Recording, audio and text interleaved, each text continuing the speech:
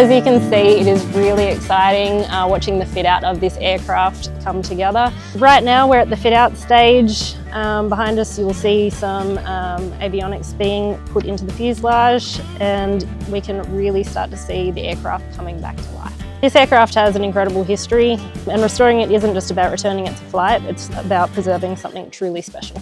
Every part of this restoration is carried out with absolute respect to the aircraft and its history and the engineering standards required to do it properly. So I joined this project as part of shaping the strategy for the next chapter of vintage fighter restorations. I'm currently working alongside some of the best engineers and fabricators in the industry.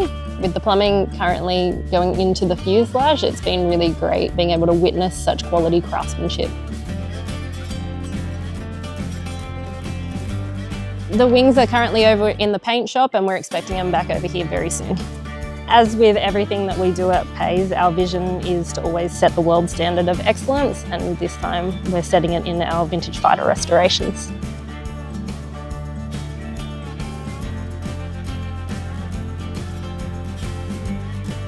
We can't wait to unveil this completed Mustang, as well as sharing what's next for the business.